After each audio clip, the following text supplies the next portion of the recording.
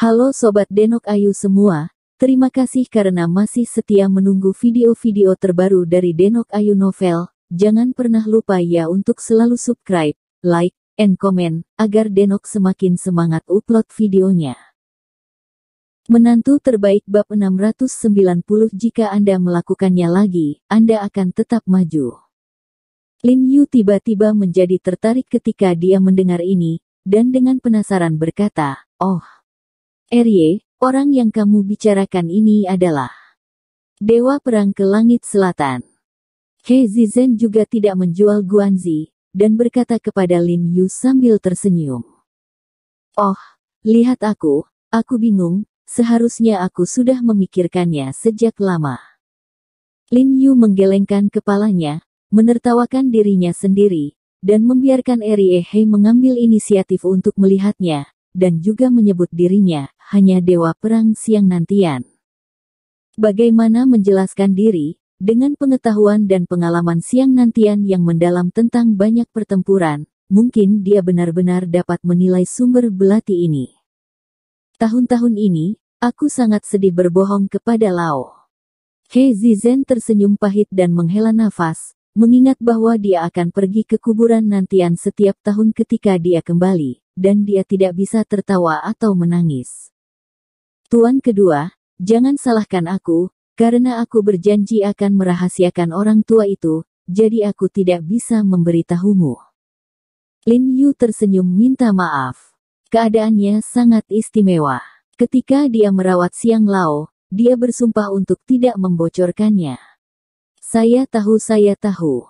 He Zizhen tersenyum dan mengangguk, "Tapi ngomong-ngomong, wajahmu lebih besar dariku. Aku menyuruh Siang Lao untuk mengunjunginya." Dia terus menghindar dan mengatakan bahwa tidak ada waktu, tetapi setelah aku menyebutkanmu, dia langsung setuju. "Itulah mengapa saya sangat beruntung bertemu Tuan Siang Lao hanya jika saya mengambil cahaya Anda kali ini." Kudengar Bu Cheng berkata bahwa Siang Lao baru-baru ini bekerja keras dan ingin memulihkan keadaan sebelumnya. Dia benar-benar tidak punya waktu untuk bertemu orang. Kurasa aku ingin datang dan membantunya melihat tubuhnya kali ini. Lin Yu menjelaskan sambil tersenyum. He Zizhen menghela nafas dan berkata dengan bingung, 10 tahun, jika bukan selama 10 tahun ini, pencapaian Siang Lao mungkin telah mengguncang langit dan menutupi matahari dan bulan, tetapi sayang sekali penjahat itu diracuni dan menyia-nyiakan waktu 10 tahun. Sekarang pahlawannya terlambat, mungkin lebih sulit untuk kembali ke puncak. Iya. Lin Yu hanya bisa menghela nafas sedikit. Dalam 10 tahun terakhir, keterampilan Siang Lao belum maju dan mundur, dan fungsi fisik telah rusak parah di bawah kerusakan racun aneh. Ini sangat berpengaruh baik bagi Departemen Intelijen Militer maupun China. Kerugian. Ketika Lin Yu sedang berbicara dengan He Zizhen, mobil melaju ke panti jompo di mana Siang Nantian berada. He Zizhen datang ke Siang Lao untuk pertama kalinya. Dia melihat beberapa penjaga memegang anjing tentara menjaga gerbang villa tempat tinggal Siang Lao. Beberapa pria kekar yang mengenakan headset mengangguk dengan sepenuh hati, tampaknya puas dengan pekerjaan keamanan kediaman Siang Nantian. Karena Bu Cheng akan kembali dari waktu ke waktu untuk berlatih-latihan dengan guru dalam beberapa hari terakhir, jadi setelah Lin Yu dan He Zizhen tiba, Bu Cheng sudah menunggu di luar halaman. "Tuan, Erye He." Bu Cheng buru-buru menyapa Lin Yu dan He Zizhen setelah melihat Lin Yu dan He Zizhen, tetapi wajahnya masih dalam keadaan dingin, dan dia memberi isyarat tolong dan menyapa Lin Yu dan He Zizhen untuk berjalan ke halaman bersama. Pagi-pagi begini, matahari pada pukul 8 atau 9 menyelimuti seluruh halaman dengan kecemerlangan keemasan. Di halaman, seorang lelaki tua dengan pakaian olahraga, dengan wajah kekanak-kanakan sedang memainkan teknik tinju dengan serius, kecepatan pukulannya sangat lambat. Bahkan terlihat lembut, tetapi untuk beberapa alasan, itu memberi orang rasa penindasan dari lubuk hati saya. Lin Yu tercengang ketika melihat ini, dan kemudian tersenyum. Dia melihat bahwa teknik tinju Siang Lao adalah tinju Sueng Su otentik dalam seni yang mendalam. Tampaknya lembut dan lemah, tetapi sangat kuat. Dapat dengan mudah mematahkan tulang dada seseorang, dengan mengandalkan energi rahasia. Pengajar. He Zizhen melihat wajah lelaki tua itu, tiba-tiba menegakkan tubuh, dan memberi hormat dengan gerakan yang agung. Ya, Xiao He ada di sini. Xiang Lao mengangguk, melirik He Zizhen, lalu melirik Lin Yu, dan tersenyum. Ini dia dua He kecil. Lin Yu tidak bisa menahan senyum. Dia adalah Hua Xia yang besar dan berani menyebut dirinya Xiao He banyak orang, tapi mungkin tidak banyak yang berani memanggil He Zizhen Xiao He, kan? Setelah menyelesaikan 2 pukulan terakhir dengan veteran Xiang, dia berdiri dan menarik napas panjang, memanggil Lin Yu dan He Zizhen ke dalam rumah. Setelah duduk di ruang tamu, Xiang Lao mulai membuat teh. He Zizhen melepas topi militernya dan memandang Xiang Nantian dengan emosi. Instruktur, melihatmu lagi, ini benar-benar seperti seumur hidup.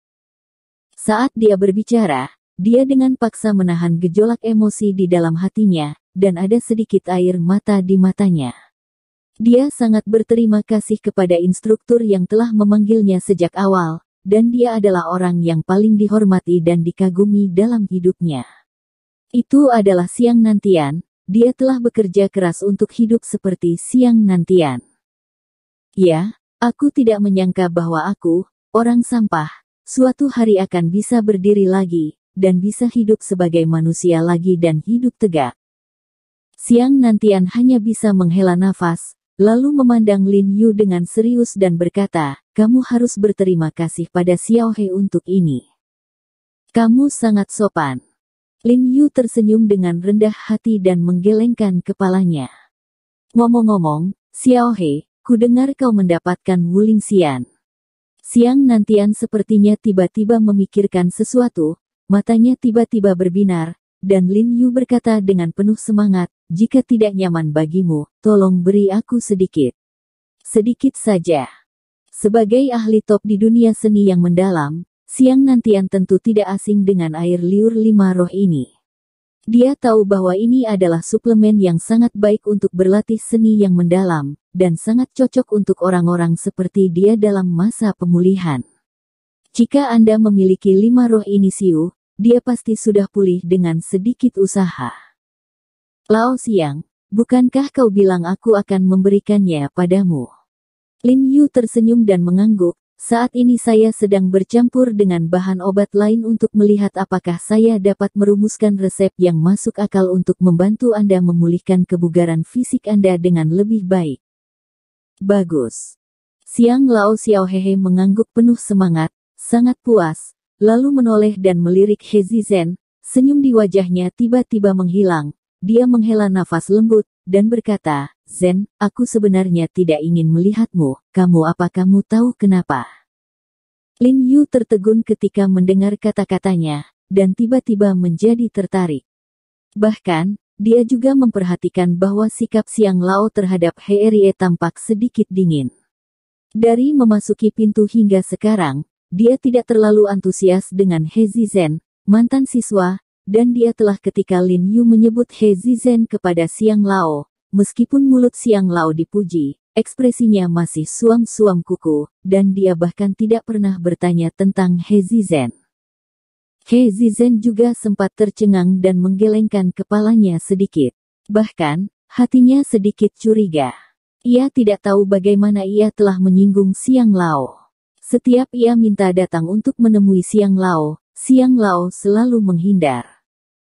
Karena aku melihatmu, seolah-olah aku melihat diriku sendiri ketika aku masih muda.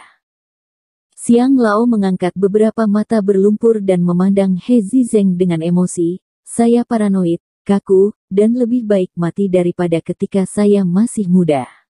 Persis sama seperti ketika saya masih muda, jadi saya tidak bisa tidak memikirkan diri sebelumnya. Siswa telah bekerja keras, selalu melihat instruktur lagi. He Zizhen berdiri tegak, duduk tegak, dan berkata dengan sungguh-sungguh, hanya saja murid-muridnya jauh lebih buruk daripada instrukturnya, dan kita masih perlu bekerja keras. Ikuti aku, berbaring di kursi roda seperti aku dan menjadi sampah selama 10 tahun. Xiang Lao menghela nafas agak mencela diri sendiri, melihat mata He Zizen. Ada suara lembut dan lembut. Zizen, saya tidak ingin terlalu banyak menghubungi Anda. Sebenarnya, saya ingin Anda menyingkirkan pengaruh saya terhadap Anda. Pada awalnya, jika saya tidak ingin pergi dengan cara saya sendiri, saya harus mengejar orang-orang dari organisasi Shenmue ke wilayah negara dan membunuh mereka. Dokumen tersebut dapat ditemukan, dan saya tidak akan disakiti oleh penjahat. Demikian pula, jika Anda tidak begitu paranoid kali ini, pada waktunya mundur dengan anggota tim Anda sendiri, mungkin Anda dapat menghindari begitu banyak pengorbanan. He Zizen gemetar tiba-tiba ketika dia mendengar ini, dan menatap Xiang Nantian dengan wajah kaget dan berkata, Lao Xiang, kamu. Kalian semua tahu.